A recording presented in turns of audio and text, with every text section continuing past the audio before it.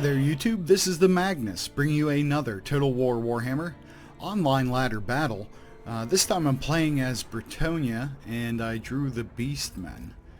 Now I went with a pretty standard Bretonnia army. I went with 5 of the halberds, or polearms, I'm sorry, 2 spears, 4 of my bowmen, 1 Grail Knight, 2 paladins, which let's go ahead and pause this so we can see, because this battle starts very quickly, as you're going to find out in just a second.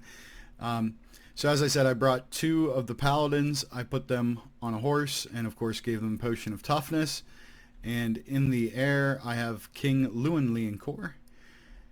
And I also have a damsel on the field. Where is she hiding at? There she is. So there's my damsel. Now the line I went with here is I have all my men-at-arms polearms in the center with the spearmen-at-arms on the flanks.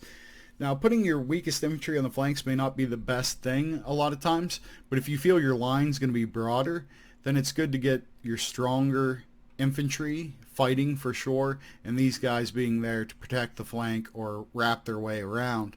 Behind them, of course, I have my peasant bowmen. I put the damsel in the center because she's primarily there to debuff enemy infantry and provide a leadership boost to my center so that King Lewin can go out and do what he wants to do. I put the paladins on the flanks back 1 rank to help protect my bowmen and also my trebuchet.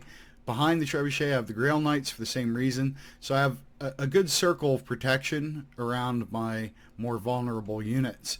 Now my opponent, again, was the Beastmen here. He puts 3 Ungor Raiders right on top of the hill here, which is really going to press me. 3 Chaos Warhounds, which I cannot see at this point, so I have no idea that they're there. He also has, I believe, 2 Bestigor herds, or is it 1? Looks like 1 Bestigor herd, 4 Gore herd with shields. He has 2 Cygors, which seems like a lot, Malagor, and of course a Gorble, but no potion on the Gorble unless it just ran out of room on the bottom there. Kind of unusual as well, but I like his move here, generally speaking. He's got a very aggressive situation here, and if I'm passive or I don't notice it right away or I lay back, this could cost me. And this is impressive as well. The Chaos Warhounds, he hid them on the right side. I end up deploying to the left, so definitely an ideal circumstance for him out the gate. So thankfully I push up with my infantry and see these guys. So I start focus firing with all of my peasant bowmen on them.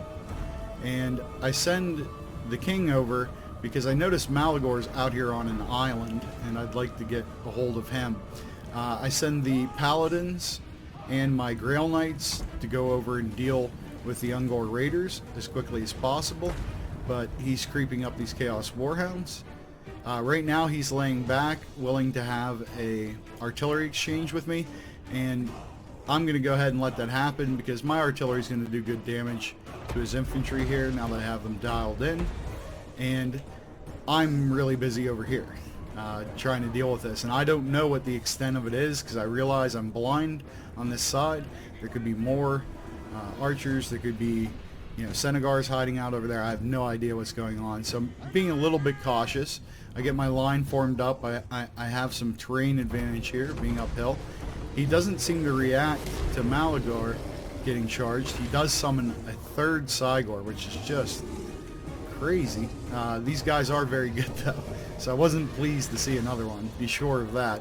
But the king is going to start working Malagor here. Malagor is not good in melee, so he's going to go down pretty quick as far as his health, as you can see here. He's bringing the Gorble over. I fight until the Gorble reaches me, and then I'm going to pull out. And I pull this way because if I pulled this way, he'd know I'm coming back, but he thinks maybe I'm going away, so he obviously is focusing on something else, and I come going to try and finish off Malagor here, and he's going to react again, but again a little too late, and we're going to play that game until I kill Malagor. And it actually takes a while. Somehow he's able to run around. So I dealt with his archers here, but he's going to get into me with these Chaos Hounds. Now, I don't have much I have nothing back here to deal with this. So he's going to go ahead and charge my bowman. But what I'm going to do is use the damsel to debuff these guys to try to minimize how effective they are tearing through my back line. And I thought I did it now, but it must be a little bit further along. So I'm going to go ahead and push up because this 3 Cygor nonsense, I just can't let that continue to beat the crap out of my units. And obviously I'm now without trebuchets, and I'm going to be quickly out of archers here. So my peasant bowmen are going to get feasted upon. But the good thing is Malagor is running, and he's in a bad way, and I did take care of his archers, so we're kind of trading here. Now you'll see I put down Curse of the Midnight Wind, which is going to give these guys no melee attack. You'll see it's 0. And they don't have a ton of damage, so it's going to take them longer to be effective, much longer to make an effect than it would be if they were in their standard condition. Now, since I had to chase these archers so far, it's going to take me a while to bring in my paladins and my Grail Knights, but I'm doing that in earnest. I've got all 3 of his Cygors tied down with men-at-arm polearms, which do quite well against them. He's still feasting on my archers back here. Definitely not a desirable situation. And heads up, my infantry is inferior to his, so I'm trying to make sure this lasts as long as possible while I'm working these guys down and trying to finish off Malagor and getting my paladins back into the fight.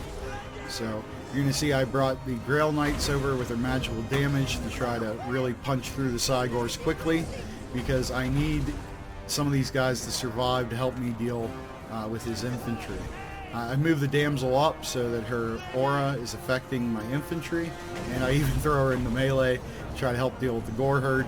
And now I'm going to pull the Grail Knights over because the Cygors seem like they're going to be handled, and I see my infantry line getting rolled up like a carpet, and I need something that's going to put a hurting on his infantry and give them pause, not let them keep just working their way down the line. I'm also concerned about the Chaos Warhounds, which have done fantastic for him, putting me in a pretty nasty situation here. Now, Malagor goes into a full-out rout, shattered, so I'm going to bring up the king because I need his ability and his damage, and I just need everything that he has pretty badly in this situation. But you're going to see, because of the power of the Grail Knights working a bunch of infantry which have no anti-large, things are starting to swing in my favor. His Cygors are going down quickly. His Gorbul's fine, but that's just because I haven't targeted him yet. I assumed he had potions, but it appears he doesn't. So I knew he would take a while to kill, whereas the Cygors would be quicker. And at that point, my opponent GG's out. So let's take a look at how the build did. The Paladins were obviously useful in hunting down his archers. My bowmen did some damage and held off the Chaos Warhounds for a while. But as you can see, they they definitely got the upper hand of that. My field trebuchets were not particularly effective, but the damsel did a lot with several debuffs to hurt them. The king was able to wipe out Malagor and recover almost all of his health, and the Grail Knights are the star of the show with almost 200 kills, just doing a lot of charging there and turning the infantry engagement in my favor. So not by no means a dominating victory, but a victory. My opponent, his infantry did well, but me getting on those Ungor Raiders right away really helped out a lot. His Cygors, including the one that was summoned, didn't have that much time to put in work, so they didn't get a lot of kills, which is a very good thing. The Chaos Warhounds chewing on my bowman, of course, is the best thing, and of course his Bestigor did well. Because I don't have any great swords or great weapon type stuff being Bretonnia, so these guys are a really good pick against Bretonnia if you can afford to put them out on the field in any sort of numbers. So good game to my opponent. I like his build. I like how he tried to deal with Bretonnia, because Bretonnia generally plays defensively. They don't like to charge. They don't like to have to push, and he definitely made me do that with Warhounds in my back and Ungor Raiders in my face and 3 frickin' Cygors shooting at me. It was definitely a challenge. It was a micro-intensive event for me. One of those battles where you start to break out a sweat a little bit. So if you liked the video, if you learned something, again, as always, please like, please subscribe. It helps out a lot. I appreciate you guys watching the videos and supporting. If you have thoughts on the battle, my composition or his, leave them in the comments. I love to discuss this stuff with you guys. And until the next time, this is the Magnus. Take care.